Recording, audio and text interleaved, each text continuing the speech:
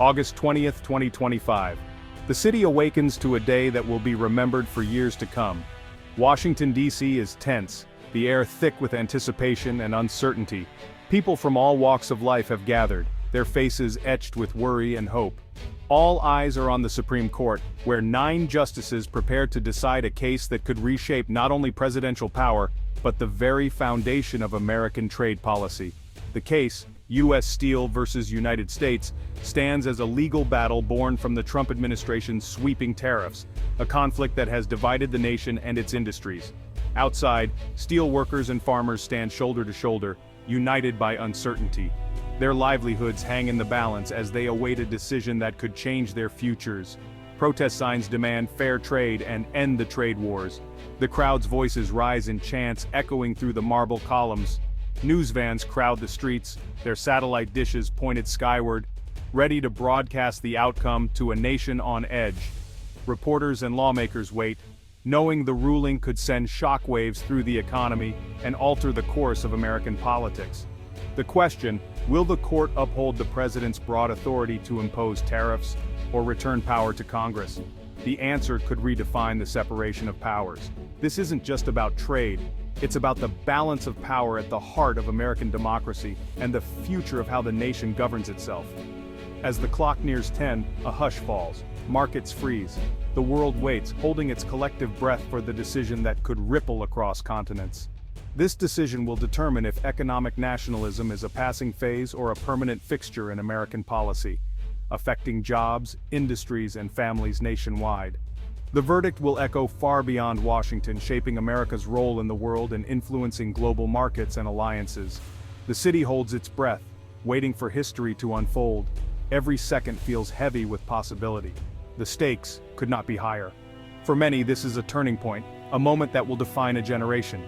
The answer is moments away. Soon, the nation and the world will know what comes next. At exactly 10:01 a.m., the Supreme Court's highly anticipated decision is released to the public, sending shockwaves through Washington and beyond. The justices deliver a decisive 6-3 ruling declaring that the president's use of Section 232 to impose sweeping tariffs was unconstitutionally broad and exceeded the intended limits of executive authority.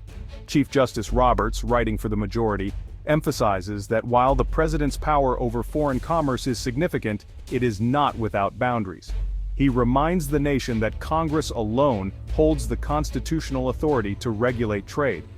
The court finds that the national security justification for these tariffs was stretched far beyond what the law intended, setting a clear limit on executive interpretation.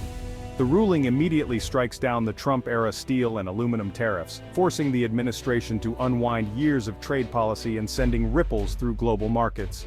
More importantly, this decision sets a powerful new precedent. From now on, future presidents will need explicit congressional approval for any major trade actions, fundamentally changing how trade policy is made. This is a direct and historic check on executive power, one of the most significant Supreme Court interventions in decades, reshaping the balance between the branches of government. The decision's impact is felt everywhere, across industries, in boardrooms, and on factory floors, altering the landscape of American commerce. Car prices, factory jobs, and the competitiveness of American manufacturing are all affected by this sweeping change. Even the cost of a simple can of soup on your grocery store shelf could shift as tariffs are lifted and supply chains adjust. By returning authority to Congress, the court ensures that future trade debates will be public, transparent, and subject to open legislative scrutiny, not decided behind closed doors by executive order. The gavel has fallen. The rules of American trade and the scope of presidential power have changed overnight. The world is watching closely as the United States redefines its approach. The echo of this decision will shape policy, politics, and international relations for years to come, influencing how America engages with the world. The balance of power has shifted, restoring a vital constitutional check and strengthening the role of Congress in American democracy. Congress is back at the center of trade, ready to debate, decide, and shape the nation's economic future. To grasp the court's decision, look back to 2018. President Trump imposed sweeping tariffs, citing national security. These tariffs hit not just rivals like China, but allies like Canada and the EU, aiming to revive U.S. steel and aluminum.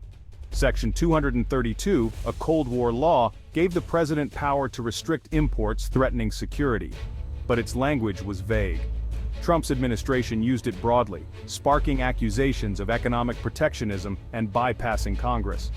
Supporters argued the president needed flexibility in a fast-moving world. Critics warned of unchecked executive power. The tariffs triggered global retaliation, trade wars, and economic uncertainty, hurting farmers, businesses, and consumers. Legal challenges quickly followed, claiming the president had overstepped. This legal battle, born from a bold assertion of executive authority, led directly to the Supreme Court's historic check on presidential power. The balance of power was tested and reset. The rules of trade would never be the same. The ruling's impact ripples across America's heartland, felt differently in every community, from bustling small towns to quiet rural crossroads.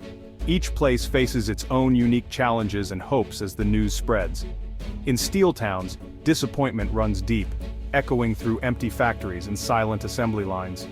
For workers like Dave Miller, the tariffs were a lifeline, bringing jobs and hope back to communities that had struggled for years. Now, many feel abandoned, fearing a return to layoffs, shuttered plants, and a flood of cheap imports that once devastated their livelihoods. Union leaders vow to fight for new protections, arguing the court put legal theory above real livelihoods and promising not to give up on their members. Meanwhile, in farm country, the mood is cautiously optimistic, with farmers gathering to discuss what the future might hold. Farmers battered by retaliatory tariffs see hope for stability and renewed markets, imagining a return to steady exports and better prices. Maria Sanchez, a soybean farmer, recalls lost exports and mounting debt, remembering the tough choices her family faced during the trade war. The ruling offers a chance to rebuild, to reconnect with buyers overseas, and to restore some sense of security. For steelworkers, the decision feels like a setback, reopening old wounds and raising new questions about the future. For farmers, it's a possible turning point, a moment to look ahead with cautious hope. Both groups know recovery will take time, and that the road ahead will not be easy for anyone. The debate over trade's winners and losers is far from over, with passionate arguments on all sides. The court's decision has redrawn the economic map, shifting fortunes and futures across the nation. Communities brace for what comes next, uncertain but determined to adapt and survive.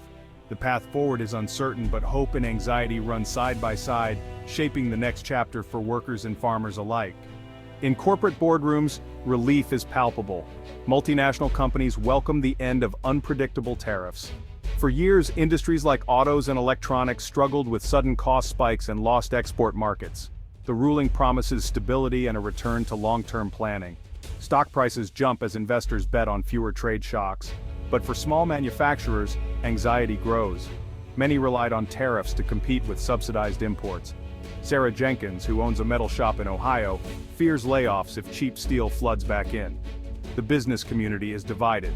Global giants celebrate, while domestic producers worry about survival. The court settled the legal question, but the economic debate intensifies. Lobbyists pivot to Congress, seeking new protections or open markets. The future of American business now depends on legislative compromise. The rules have changed, but the struggle continues. Winners and losers are being reshuffled. The next chapter will be written on Capitol Hill. The world reacts swiftly. In Brussels, the EU hails the ruling as a win for global trade rules. Allies like Canada and Japan see hope for repairing strained relationships. Canadian officials express relief, eager to move past years of trade disputes. For America's partners, the decision restores trust in U.S. checks and balances. In Beijing, China's response is measured. The end of tariffs benefits exporters, but a Congress-led U.S. trade policy could be tougher to predict. Rivals know the debate isn't over. Issues like intellectual property and subsidies remain. The battleground shifts from the White House to Congress. Foreign governments recalibrate, preparing to lobby hundreds of lawmakers instead of one president. The world watches to see if this leads to more cooperation, or new forms of competition. The board has been reset. Every nation is planning its next move. The global trade game just got more complex. At its heart, the court's ruling is a civics lesson, reaffirming the separation of powers. The Constitution gives Congress, not the president, the power to regulate trade. Over decades, Congress delegated some authority, but the court now draws a clear line. Economic protectionism cannot hide behind national security. The decision checks the imperial presidency, forcing major trade actions back into public legislative debate. The process matters as much as the outcome. By returning tariffs to Congress, the court ensures all voices from steelworkers to farmers are heard. Even popular policies must follow constitutional channels. The ruling recalibrates America's political compass, demanding collaboration and compromise. The messy work of democracy resumes. The future of trade will be decided in the open, not behind closed doors. The court's decision signals a new era for global trade. By curbing unilateral action, it restores faith in rules-based order and multilateral negotiations. Allies may now return to the table, seeing the U.S. as a more reliable partner. But the debate over globalization's downsides remains. Congress is likely to craft a hybrid policy, more open than recent years but more strategic than the free trade past. Expect targeted trade tools, friendshoring, and new standards tied to labor and the environment. The world must adapt to a more complex, values-driven system. Predictability returns, but so does competition. The ripple effects will shape alliances and rivalries for years. The rules of global commerce are being rewritten. With the court's decision, Congress becomes the new battleground for America's trade future. Lawmakers must now fill the policy vacuum, balancing the needs of industry, agriculture, and consumers. Regional and sectoral interests clash as new legislation is drafted. The process will be slower, more transparent, and open to public input. Businesses shift their lobbying to Capitol Hill, adapting to a new reality. The great test is whether Congress can forge a coherent long-term strategy or fall into gridlock. The stakes: American jobs, prices, and global leadership. The era of executive-driven trade is over. The power and responsibility now rests with the people's representatives. The world is watching as Congress writes the next chapter in America's economic story.